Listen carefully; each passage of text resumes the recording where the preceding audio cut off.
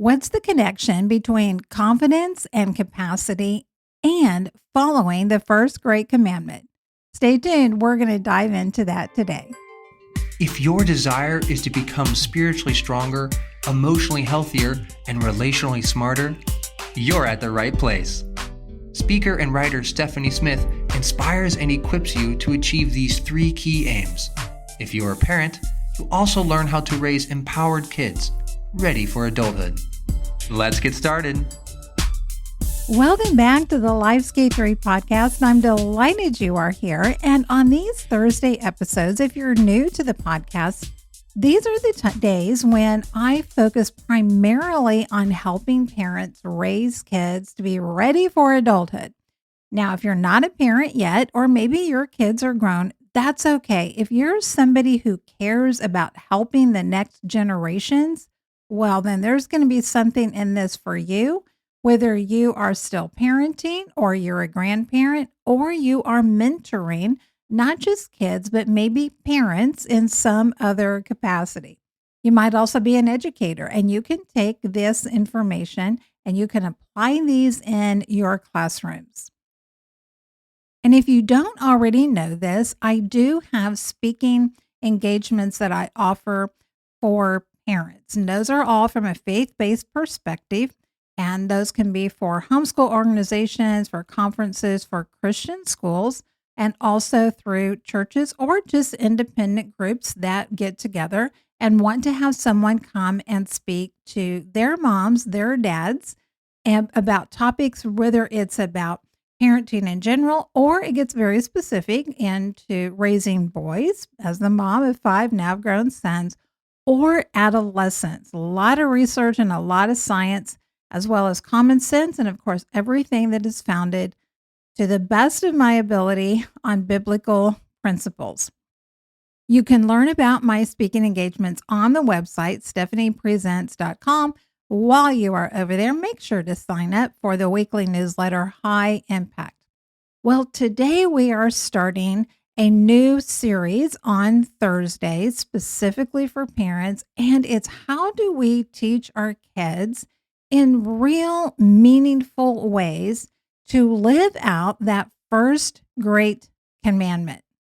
When Jesus was living here on this earth, he was asked by someone which was the greatest commandment. Of course, the person who was asking the question was referring back to the 10 commandments and may have even been referring back to that whole set of commandments, but definitely what we would know today as the 10 commandments.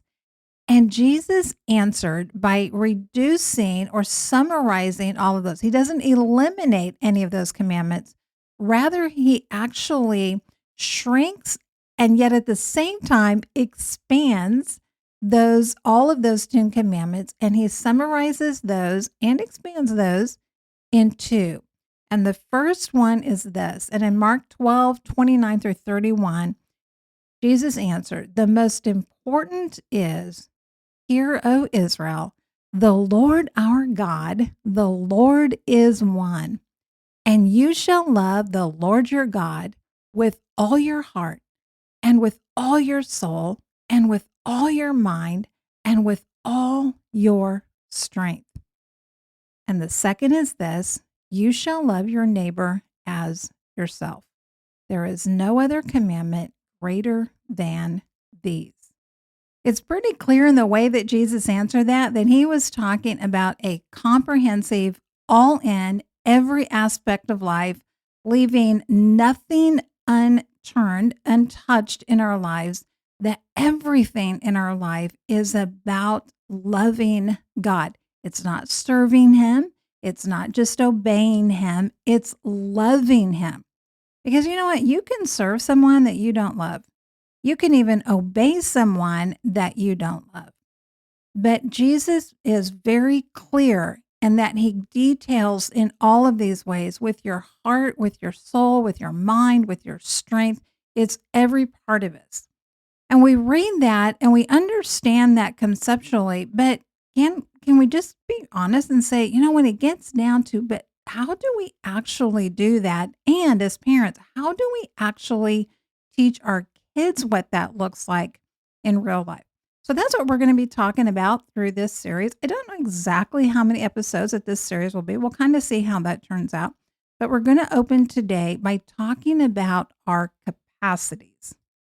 Now, you may be tempted to think, oh, great, we're just going to hear about, yes, we need to love God with our abilities. And it might kind of start to, you might internally start to think like, oh, this is just going to sound like wah, wah, wah, wah, wah. But stick with me because I want this to be very practical. I want this to be something that we feel like, okay, we can actually do something with this.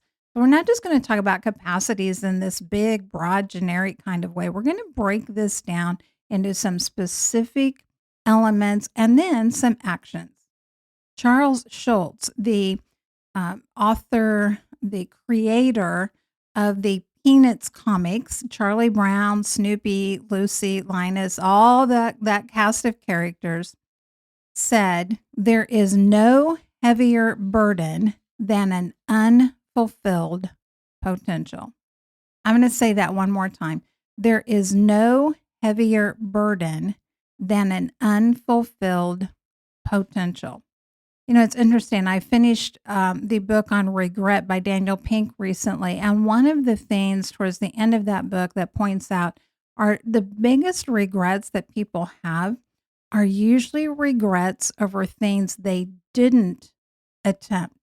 The businesses that they wanted to start that they never went ahead and committed to. The person that they wanted to connect with, have a relationship with, reconnect with, that they just never did. It seems that we have more regrets over inaction than we do over actions. And to be certain, there's plenty of regrets over actions taken. But on the whole, it seems as people that we end up regretting more the things that we thought about doing and we were interested in, but we didn't actually move forward and do something about. So one of the ways that we can love God is with all of our capacities. And one component of capacity is confidence. And that's what we're going to look at today is the connection between confidence and capacity. Do we have to have confidence in our capacities, or is confidence something that really shouldn't be given any consideration? Sometimes our confidence can lead us astray. In January of 2017, there was a horse race that was taking place in New Zealand. And there was a horse by the name of Locally Sauced. And the jockey rounds the bend in this race and he urges his mount, Locally Sauced, to run hard. And Locally Sauced complies and he opens a large lead on the straightaway and he pulls ahead of the other horses by several lengths. Now, if you haven't seen a horse race before, that's not very common. A lot of times you have nose to nose finishes, or, you might have a nose to a neck, but it's typically not a matter that you're going to have one horse that is going to be so far ahead of all the other horses that there's a big space between them. But that's what happens in this race. So after they pass the finish mark, the jockey slows the horse down, saluting the crowd, just eager to celebrate their victory, very confident in their progress and their accomplishment there and just ready to celebrate. But it seemed that the other jockeys weren't quite impressed because instead of slowing down after they pass the finish mark, they keep racing on around the track. Well, it's then that the jockey of Locally Sauced realizes he had miscounted the laps. He'd only ridden 3 laps rather than 4. And so he quickly turns Locally Sauced back into the race. But instead of being greeted with the first place trophy, they place 4th, and the jockey gets a 5-week suspension. Confidence doesn't always necessarily prove itself to be the best way to assess our capacity in a certain area. We can be very confident, but we can still get our capacity wrong. And in this case, this jockey gets his capacity for counting, incorrect. But does this mean that we are not to have any confidence? And if we don't have any confidence, well, then that means that we are really using our capacities in a place of dependency on God. No, as you heard me say before on this podcast, I think that all of life is lived in tension. I don't mean this type of stress, but I mean rather it is that there are two truths that anchor each other. And so if you can think of a rope that is anchored in one rock and then it spans a distance and then it's anchored securely into another rock. And it is the tension between those two anchors that allows someone to traverse that rope, whether they're walking on it, whether they are uh, uh, going, rock climbing, across that and they're holding on with that or whatever. But if one of those anchors becomes loose, then you have something then that becomes very dangerous. And it's this way with confidence. And especially when we're dealing with kids and we're teaching them, we want them to be confident people, but we also don't want them to be arrogant people. So we're constantly trying to look at the tension of this thing in their life. When we look through the Bible, almost always we see people who live both within and outside of their capacities. Very rarely do we see a person who is totally invested and uses all their capacities to the fullness of God's glory. Usually it's a mixed bag. And one of those people that we see is the person of Saul. Now, this is not Saul of the New Testament. This is Saul of the Old Testament. He's actually anointed as the first king of Israel. And it's interesting because his whole process of becoming king is God divinely directed. It wasn't something, even though God had said to the people, you are making a grave mistake here in wanting to have a king rather than following the government, that structure that I have set up. But even though the people were really rebellion against God when they said, but we want a king because we want to be like all the other nations around us. Okay, peer pressure is nothing new, and it's not just about adolescents because grown-ups can get into that too, which we clearly see happen here with ancient Israel. What happened is Saul's out searching for his father's donkeys one day, and God orchestrates circumstances so that the prophet Samuel comes and anoints him and proclaims that he is going to be king over Israel. Now, I don't know about you, like if you've ever just gone like on a regular errand, you're going to go to the grocery store, you're going to go drop off dry cleaning, you're going to go get paint because you're finally going to get around to painting the garage. It's needed for 5 years or whatever it is. And then all of a sudden, if you were out and about and then somebody comes up and says, hey, guess what? You have been selected to be governor of your state. It would kind of be like, yeah. Now, we don't do politics that way. Well, typically we don't do politics that way here in the United States. But that's basically what happens to to Saul. But it's not that he's going to be governor of the state. He's going to be king over this nation, and he's going to be the very first king over the nation of Israel. Well, the day later comes when it's going to be the official coronation. He's been anointed initially by the prophet Samuel, but it's going to become official. And everybody gathers together and, there's all whatever pomp and circumstance and everything that they had going on and all the ceremonies. And the problem is nobody can find Saul. I mean, okay, we have this big ceremony to coronate the king, and anybody know where he is?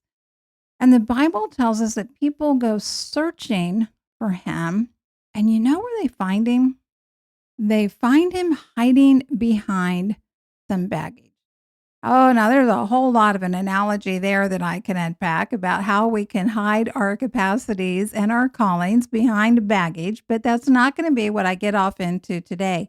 But Saul, rather than being out and shaking hands and kissing babies and all that, he has scurried off like a scared rabbit and he's hiding.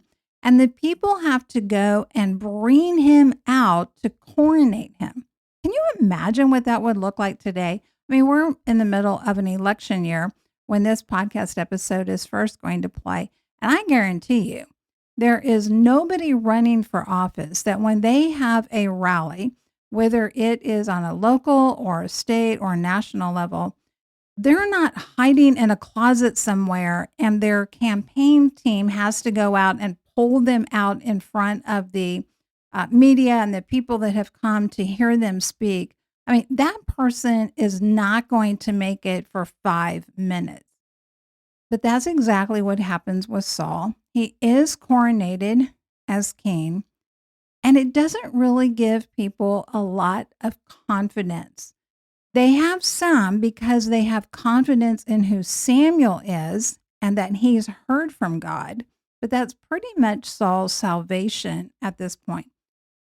So we see here where on one hand we have this story of this jockey who he's so confident that he has run this race well, and it turns out, well, actually, no, it's not at all how that turned out.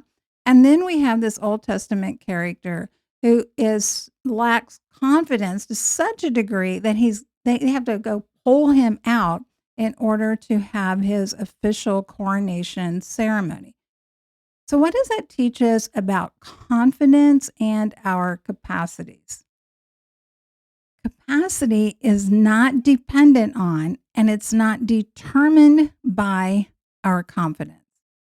Have you ever known someone who was incredibly confident about something that they just knew they could do really well?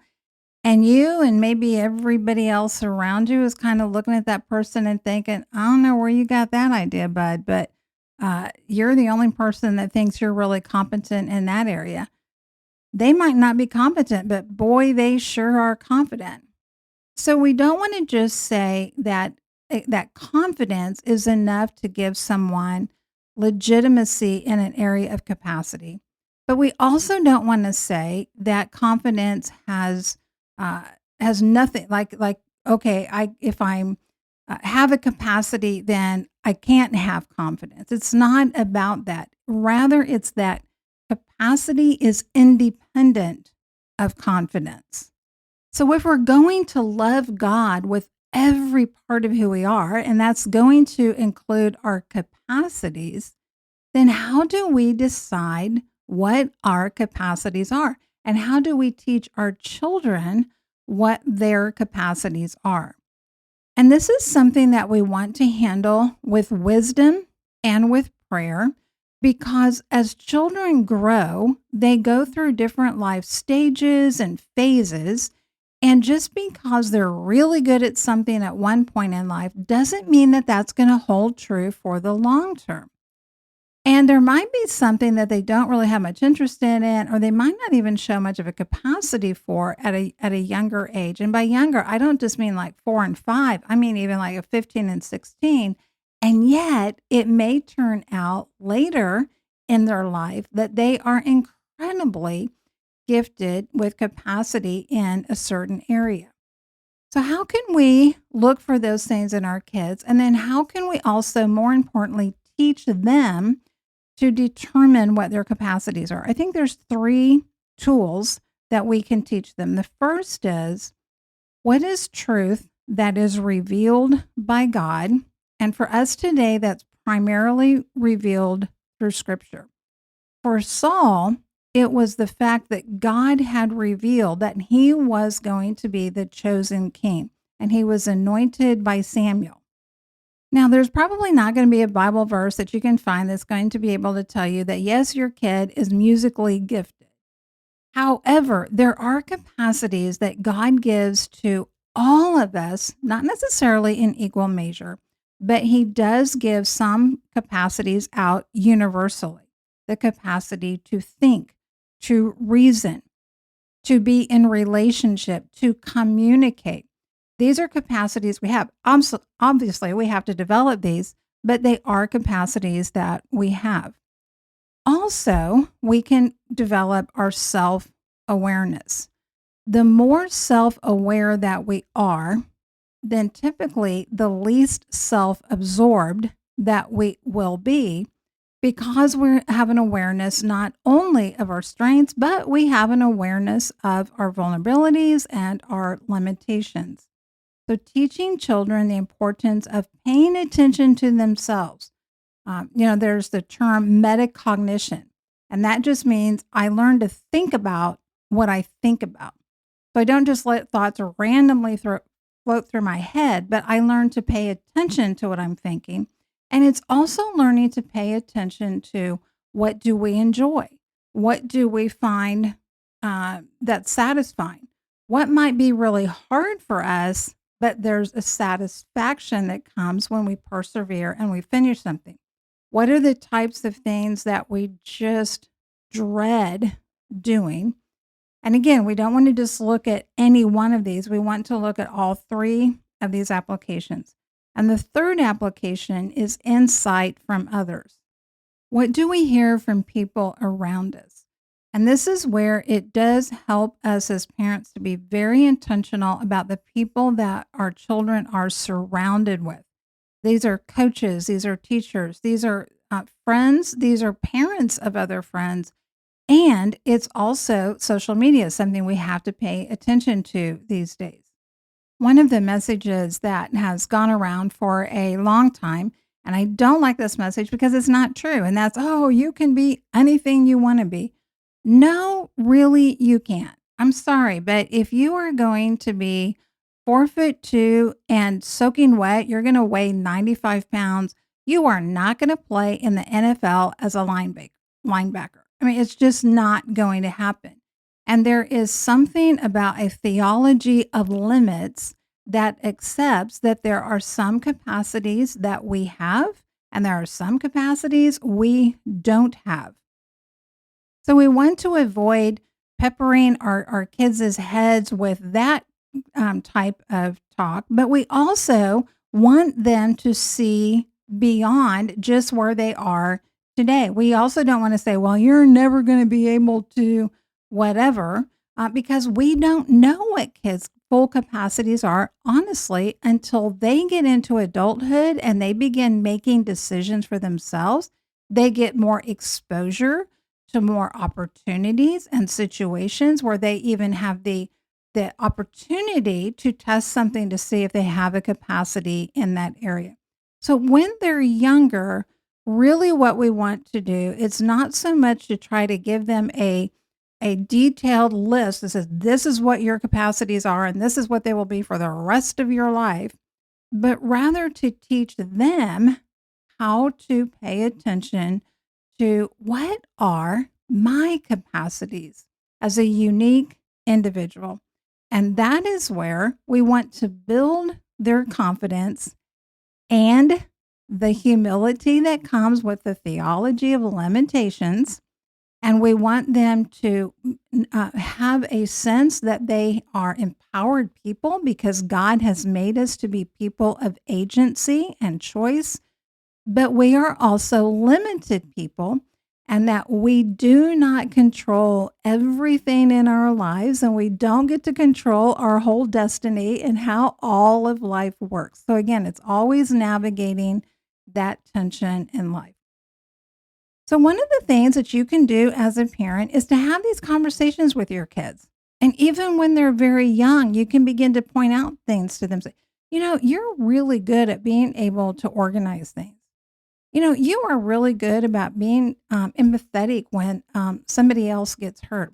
You are really good about being able to tune in to hear music, and you just respond to music so well, whether that's with singing, whether that's with dancing, whether that's with playing a musical instrument or whatever it is. So all of those different capacities, as you begin to see those in your child, call those out because that's helping them to learn to think, oh, yeah, I have some capacities here.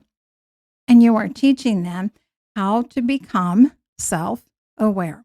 You can also talk to them about things that you see in their lives where you can say, I just think God's given you an ability here. And you don't want to take that and then start projecting the whole rest of their life. You can just stop with the ability. You don't have to forecast what they're going to do with that in their life, but you can just point those things out to them. And being able to also talk to them about your capacities. What are you good at? What are the things that you have been gifted in, that you have developed because you want to be able to model for them a healthy balance of not being arrogant, but also being confident in recognizing the capacities that God has given to you. All right, my friend, that's going to wrap us up for today. We're going to pick up this series next Thursday.